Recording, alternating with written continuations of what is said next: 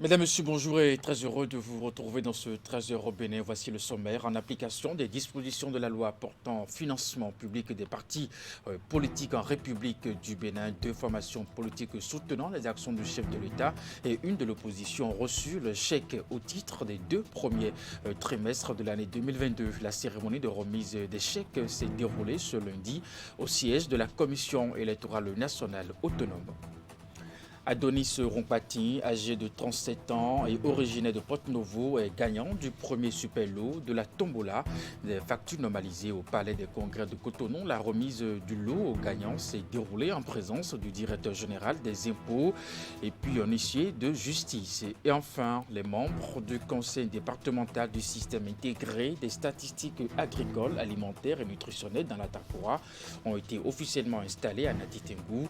Au nombre de 17, ces acteurs du monde agricole ont reçu le cahier de charge à la faveur d'une session ordinaire présidée par le secrétaire général de la préfecture représentant l'autorité préfectorale.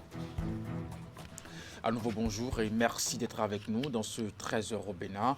Les partis politiques dotés de moyens financiers pour mieux organiser leur activité et animer la vie politique au Bénin, ceci en application des dispositions de la loi portant financement public et des partis politiques en République du Bénin. Deux formations politiques soutenant les actions du chef de l'État et une de l'opposition sont les bénéficiaires de cette offre au titre des deux premiers trimestres de l'année 2022. La cérémonie de remise des chèques, bien entendu, s'est déroulée ce lundi au siège de la Commission électorale nationale autonome. Le point avec Idrissou Boukari, Rachidi Soubirou. Trois partis politiques éligibles au financement public reçoivent leur chèque pour le compte du premier semestre de l'année 2022. À la Commission électorale nationale autonome ce lundi, les partis Union progressiste et Bloc républicain de la mouvance présidentielle et Foscori pour un Bénin émergent de l'opposition bénéficient de quoi faire tourner leur formation politique sur la base d'une clé de répartition bien déterminée.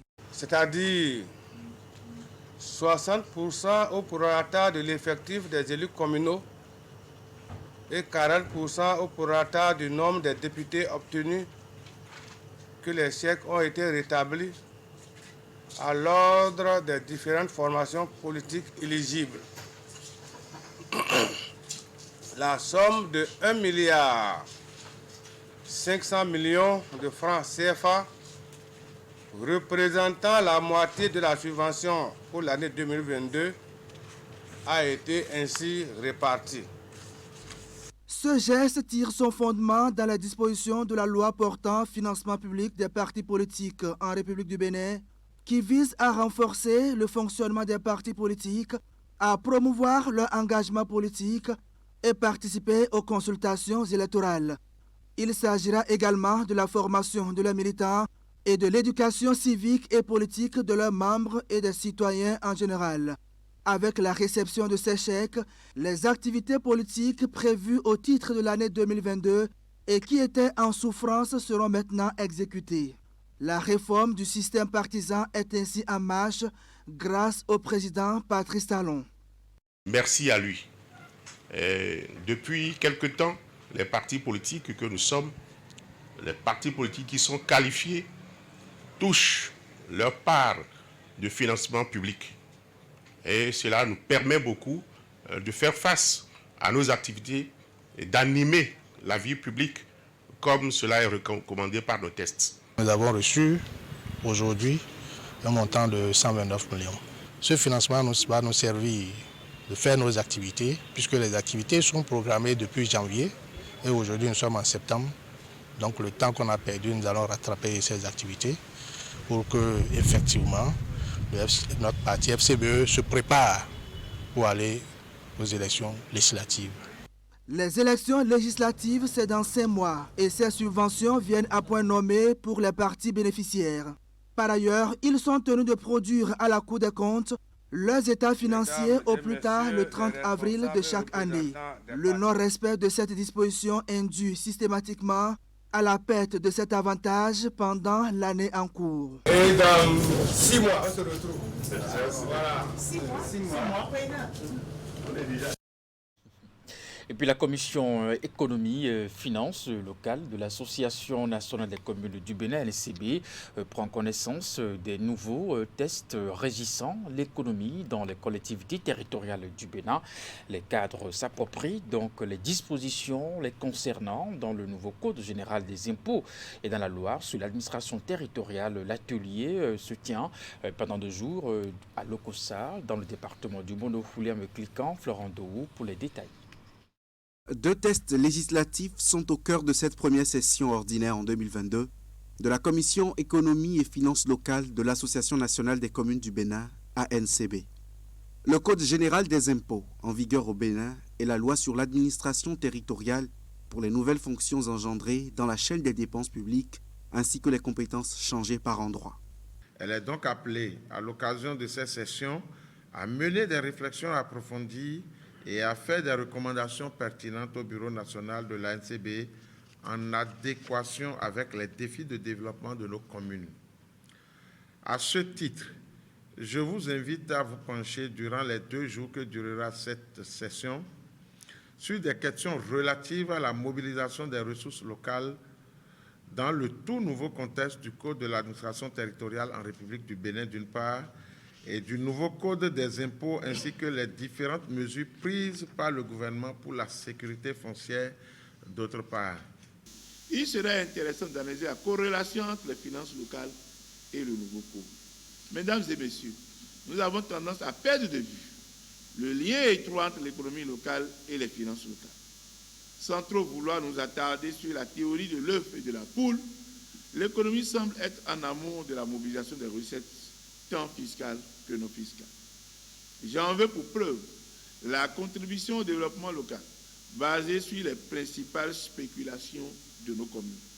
Il en est de même pour la patente et la licence forêt. Si l'économie ne tourne pas, les communes ne sauraient aller vers une mobilisation des recettes. À cet atelier de la commission thématique, l'expérience des marchés de territoire a été présentée. La commission économie et finances locales fait partie des 8 permanentes de l'Association nationale des communes du Bénin, investie des missions techniques précises pour appuyer l'instance. Je vous l'annonçais en titre, Adonis Rumpati, âgé de 37 ans et originaire de Porto-Novo, est gagnant du premier super lot de la tombola des factures normalisées. La remise du lot au gagnant s'est déroulée en présence du directeur général des impôts et un huissier de justice qui était au palais des congrès de Cotonou, Teddy Goudalo, Henri Gantin pour le compte rendu. Il est tout fier d'être le propriétaire de ce véhicule flambant neuf. Pour avoir juste réclamé sa facture normalisée après un achat, Adonis Rumpati est gagnant du premier super lot de la tombola suite au tirage au sort qui s'est déroulé le jeudi 28 juillet 2022 en présence d'un huissier de justice. Conformément au règlement du jeu, il a été procédé à la Direction générale des impôts le vendredi 29 juillet 2022 aux vérifications d'identité, d'authenticité de la facture tirée et de la régularité de la participation au jeu, comme l'atteste mon procès verbal dressé ce même jour. Le nommé Rumpati Adonis Lionel Enayon à point a été déclaré définitivement gagnant du premier lot de la tombola des factures normalisées. L'heureux gagnant reçoit officiellement des mains du directeur général des impôts la clé de sa voiture. Un moment plein de sens pour Adonis Rumpati qui exhorte ses compatriotes à toujours exiger et conserver leurs factures normalisées après tout achat. J'étais à 1000 lieues de m'imaginer être un des grands gagnants de cette tombola sur les factures normalisées. Gagner est une réalité avec les factures normalisées. J'en suis la preuve. Faites comme moi et exigez vos factures normalisées pour être parmi les prochains gagnants. Monsieur Adonis Rumpati, ce super gros lot que vous venez de décrocher fait désormais de vous un ambassadeur officiel de la réforme des factures normalisées. La tombola des factures normalisées vise essentiellement à inciter les consommateurs à jouer efficacement leur rôle de veille citoyenne.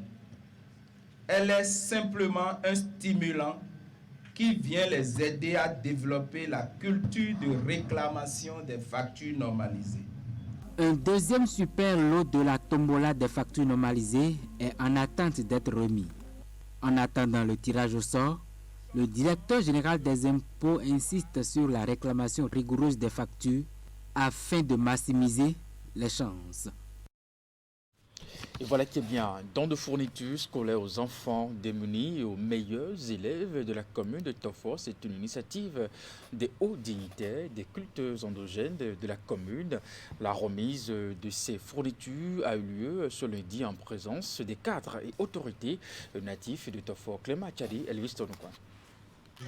Des cahiers, des vrais dessinateurs, des couvertures de cahiers et tout ce qui va avec l'essentiel des fournitures scolaires. Un geste du collectif des hauts dignitaires des cultes endogènes de la commune de Tofo. Une première dans le rang des cultes endogènes du Bénin qui est une surprise agréable pour plusieurs acteurs de développement, notamment les chefs religieux, le conseil communal, les cadres politiques natifs de la localité et toute la société civile. Ce lundi, ces bénéficiaires sont conviés à cette cérémonie de remise des fournitures. En premier, les enfants démunis sont privilégiés. La cible secondaire est composée des élèves qui se sont illustrés à travers de bonnes moyennes au cours de l'année scolaire écoulée et des enfants des cultes endogènes qui cumulent l'école et les pratiques traditionnelles. Au nom de tous les bénéficiaires et en mon nom, Tandinou Lali Khaïdessi, nous vous disons un grand merci et vous promettons que nous allons faire bon usage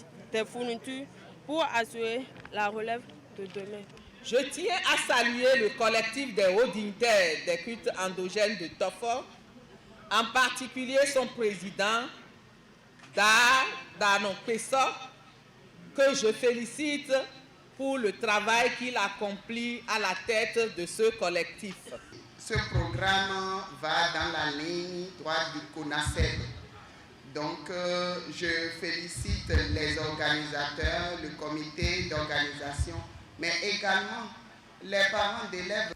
Ce vélo est le prix du premier de la commune. Ce don de fournitures scolaires de 2022 par Dano Pesso et son bureau est historique et interpelle toutes les forces vives de Tofo, selon le maire de la commune et la vice-présidente du Conseil national des cultes endogènes du Bénin CONACEB. Ému par ce signal des hauts dignitaires de la commune de Tofo, les députés Marcelin Ahonoukoun et le maire ont contribué avec des enveloppes financières. Je dois remercier d'abord le chef de l'État, chef de gouvernement. Le président a envoyé nos objets d'art qui sont envoyés à l'extérieur. Ça nous donne beaucoup de courage de faire du bien avec manque d'un seul cahier de bic. Ça fait que nos enfants restent à la maison, surtout le début de la rentrée. Pourquoi ne pas leur donner des petites choses comme le Vaudou nous conseille de faire du bien, les lauréats que vous voyez ici, qui peuvent continuer à avancer d'abord en entendant si quelque chose manque, leurs parents vont venir au secours. Avec cette édition, le collectif des hauts dignitaires des cultes endogènes de Tofo donne le signal fort de la nouvelle image des rois et cultes endogènes du Bénin. Les parties prenantes se sont donné rendez-vous pour la prochaine édition avec plus d'impact en termes de scolarisation des enfants et la réduction du taux d'abandon des classes par faute de fournitures scolaires.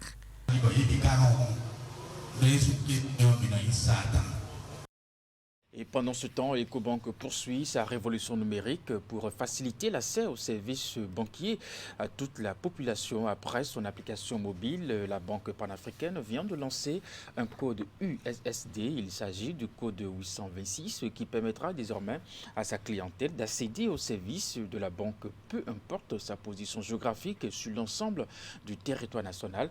La cérémonie de lancement du nouveau code s'est déroulée à Cotonou. Voici le compte rendu. Désormais, avec un seul code et unique code, le 826, accéder gratuitement aux services financiers bancaires mobiles. C'est fait. Ecobank se rapproche davantage de la population béninoise. Après son application mobile la Banque panafricaine met à la disposition de sa clientèle un nouveau canal d'accès à ses services. C'est le code USSD étoile 826 dièse. Ce canal USSD est un système de messagerie instantanée qui ne consomme quasiment pas de bande et très simple d'utilisation. À travers ce code, la clientèle a la possibilité de faire entre autres toute opération de transfert d'argent, de paiement marchand, de règlement de factures, d'ouverture de compte express et de générer un code de retrait sans carte. Et ce, avec tout type de téléphone disposant d'une connexion Internet ou non sur toute l'étendue du territoire national. C'est un code valable pour les réseaux MTN et Move. La digitalisation de tous les secteurs, de tous les services, revêt une importance cruciale pour l'amélioration continue des prestations et les besoins à combler aussi sont nombreux, comme nous le constatons chaque jour. Dans cette optique d'atteindre le plus grand nombre de personnes défavorisées, et surtout ceux n'ayant pas la possibilité de télécharger l'application via connexion Internet, Ecobank Bénin a voulu mettre un nouveau canal d'accès au profit des personnes disposant de téléphones basiques.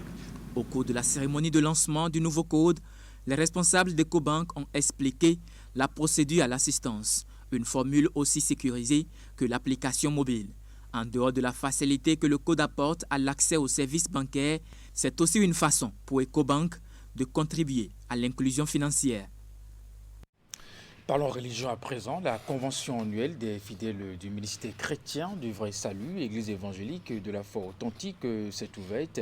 Bien entendu, occasion pour les fidèles de prier pour une prise de conscience spirituelle des enfants de Dieu dans un monde de plus en plus dominé par le mal pendant 21 jours que va durer la convention de cette année. Il est prévu des moments intenses de prière et de délivrance. Reportage. Les temps sont bien sombres. Nous vivons et traversons des périodes de grands bouleversements. C'est dans ce contexte que s'ouvre la convention annuelle des fidèles du ministère chrétien du vrai salut, Église évangélique de la foi authentique.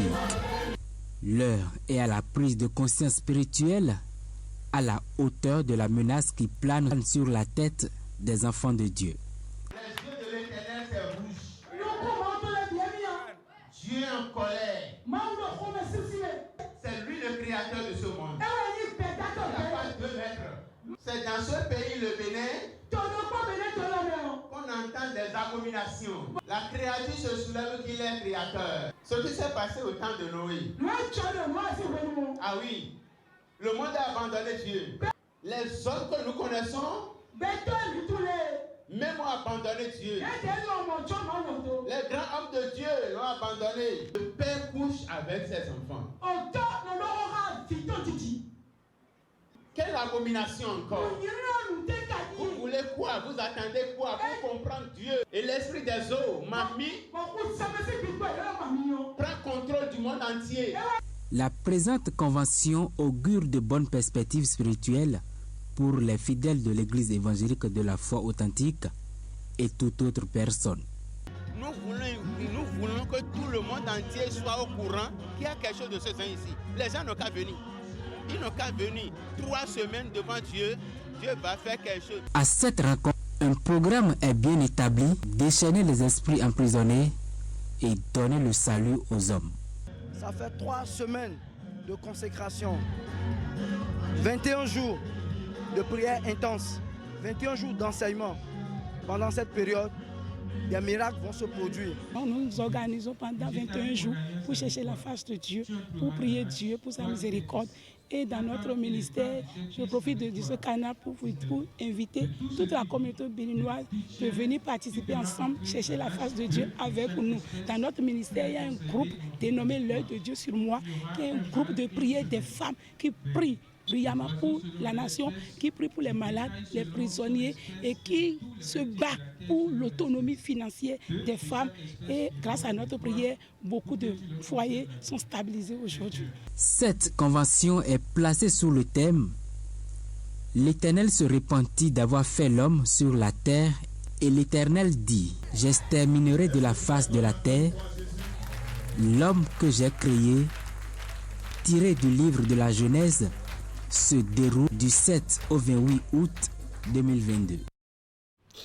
Les membres du conseil départemental du système intégré des statistiques agricoles, alimentaires et nutritionnelles dans la Dakora ont été officiellement installés à Natitengu. Au nombre de 17, ces acteurs du monde agricole ont reçu leur cahier de charges à la faveur d'une session ordinaire présidée par le secrétaire général de la préfecture, représentant l'autorité préfectorale Alassane Arounan pour les précisions.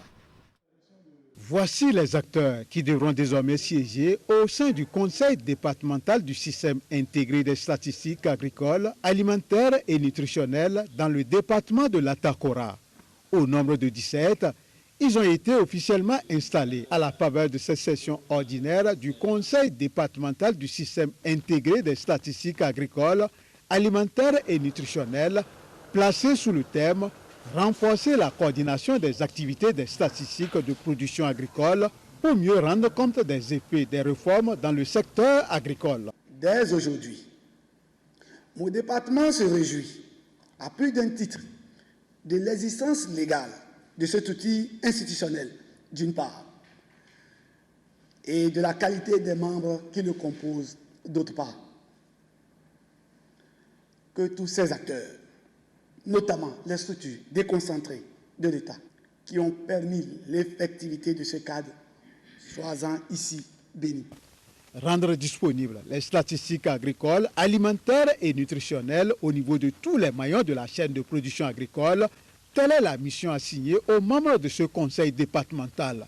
Une mission noble, mais qui n'est pas sans difficulté. Je voudrais rappeler à l'autorité de Madame le Préfet, ici représentée par le secrétaire du développement, que nous avons connu des difficultés en matière de ralliement des acteurs intégrants dans le secteur agricole pour être assujettis au dispositif que nous avons mis en place. Et à chaque fois que nous avons sollicité l'autorité préfectorale a toujours bien joué son rôle. Conscients de l'ampleur de la tâche à eux confiée, les conseillers, par la voix de leur porte-parole, s'engagent à accomplir cette mission. Au nom de tous les membres de ce conseil et au nom de ceux qui nous ont fait confiance aussi en nous installant à ces postes ce matin, je réitère notre engagement pour l'accomplissement de cette mission. Cette mission sera bien accomplie dans les règles de l'art et je dis une fois encore merci à l'autorité. Démembrement du conseil sectoriel du système national intégré des statistiques agricoles, alimentaires et nutritionnelles, le conseil départemental est institué pour soutenir le dispositif de collecte, d'analyse et de production des données statistiques à partir du recensement national de l'agriculture.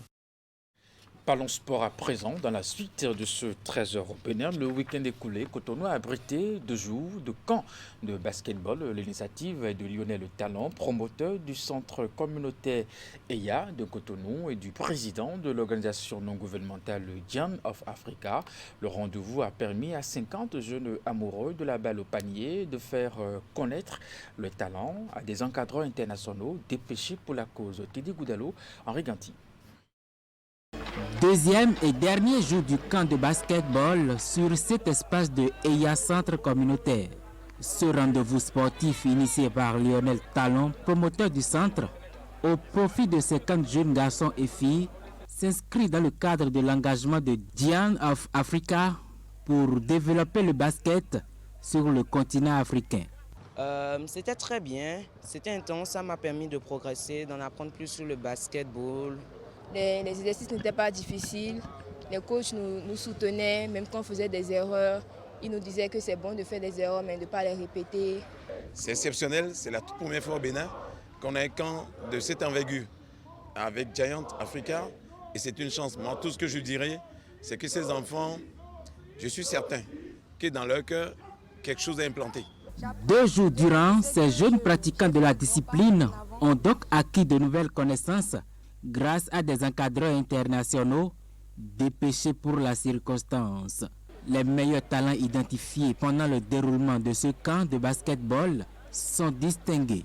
Nous, on a l'Académie NBA, on est toujours ouvert, on regarde, on essaie de voir s'il y a des jeunes qu'on peut recruter pour amener là-bas. Il y a quelques jeunes que j'ai repérés. Maintenant, je vais demander plus d'amples informations sur eux. Je vais sûrement revenir pour les évaluer encore.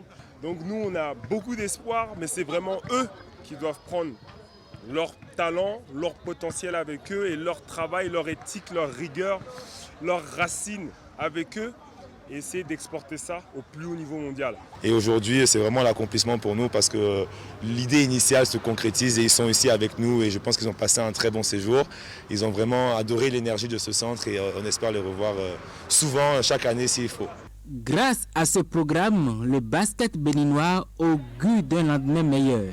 C'est d'ailleurs l'ambition des organisateurs qui déjà trouvent en ces jeunes basketteurs un bel avenir de la discipline. Je voudrais remercier le centre EIA de M. Lionel Talon. Vous savez, comme je le lui ai dit, c'est des initiatives à démultiplier. C'est de faire en sorte que dans la zone sud de Cotonou, on ait aussi un tel centre. Ça a commencé petitement et aujourd'hui, je peux déjà dire que ça a pris. Ce camp est un camp de détection, c'est un camp pour faire naître auprès de ces jeunes joueurs l'espoir qu'ils peuvent eux aussi progresser s'ils travaillent pour se retrouver un jour en NBA. Et donc je veux remercier vraiment tout le monde, notamment Lionel qui héberge ce camp dans son centre. L'événement Giants of Africa aura donc été une parfaite réussite. Le patron de la Fédération nationale de basketball salue cette volonté de Lionel Talon de révéler davantage la discipline.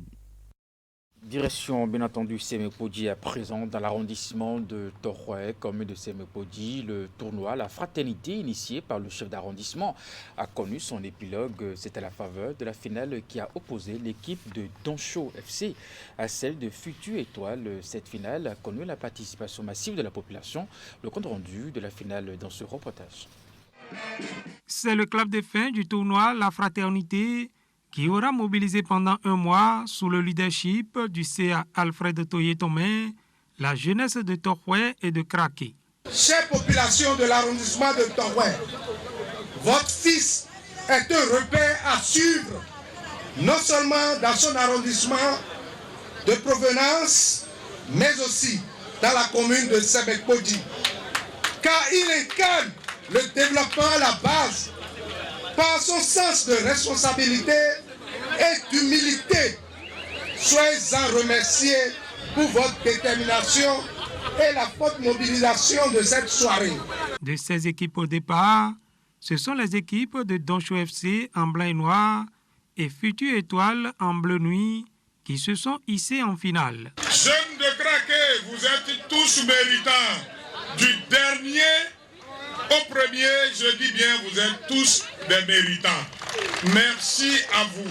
Merci à toute la population de Kraké et de Toroué. C'est beau. J'ai l'impression que c'est un remariage entre les jeunes et moi. Pendant 90 minutes, les deux équipes ont offert un beau spectacle au public des grands jours qui a effectué le déplacement. Malgré la résistance de Futur Étoile, l'équipe de Doncho FC s'est adjugée la victoire par un score de 1-0. En plus du trophée qu'elle a remporté, elle est repartie avec une enveloppe de 100 000 francs CFA. Pour l'initiateur Alfred Toye-Tomé, les objectifs du tournoi sont largement atteints. L'ambition désormais est de pouvoir jouer les prochaines éditions sur un terrain moderne et pour cela, Alfred Toye-Tomé, au nom de cette jeunesse, en appelle au regard bienveillant du chef de l'État et de son ministre des Sports. Notre cahier de doléances, c'est de prier les autorités au sommet, à partir de la commune, pour que nous puissions améliorer cet espace, nous puissions l'agrandir, nous puissions le construire mieux pour occuper ces jeunes-là. Plus ils sont occupés, moins nous aurons à gérer des déviances, des dérives, etc. Donc, c'est dans cette optique que j'ai lancé le tournoi. Ça s'est bien déroulé. C'est sur une note de satisfaction totale. Vous avez vu le monde qui s'est déplacé encore aujourd'hui. Je voudrais d'abord remercier l'initiative de ce CA qui est un frère à moi et qui a toujours œuvré pour l'union des jeunes de son arrondissement, pour ne pas dire l'union des jeunes de toute la commune de Sémékodji. En attendant la prochaine édition, la jeunesse de Tokhwe et de Kraké célèbre Alfred Toyetomé qui œuvre au quotidien pour leur épanouissement. Et pour finir, à Diakotomé, dans le département du Koufo, le maire de la localité a mobilisé les jeunes de la localité autour du football afin de célébrer, bien entendu, le 72e anniversaire de la fête de l'indépendance du Bénin. Il s'agit d'un tournoi qui a mis aux prises 2 arrondissements de la commune. Reportage. L'issue de cette rencontre âprement disputée entre les équipes de Kekenhoué en maillot blanc et Diakotomé 1 en noir dans le département du Koufo consacre les jeunes de Kekenhoué vainqueurs à la phase des tirs au but.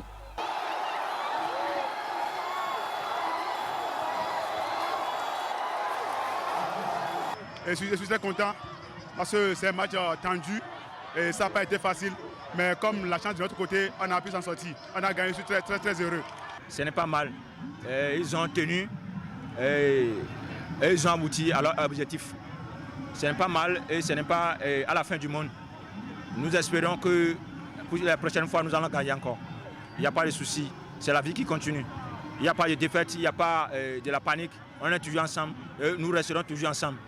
Initié par le maire de la commune de Diakotomé, le tournoi s'inscrit dans le cadre de la célébration de la fête de l'indépendance. Par ailleurs, il vise à davantage unir les jeunes de la localité en vue de leur épanouissement. Le président de la République sait que toute la population de Diakotomé l'aime pour ses actions de développement et l'amour qu'il a pour la population, pour que le peuple se nourrisse, se vêtir et se soigner correctement. Je le remercie. Grâce à ce tournoi, les 2 équipes ont démontré leur talent à un public resté admiratif. Mesdames, Messieurs, c'est la fin de ce 13h au Bénin. Merci de l'avoir suivi. Le programme se poursuit sur Canal 3 Bénin à 16h. Votre bulletin d'information, 19h30, la grande édition de la soirée. Portez-vous bien et à très bientôt.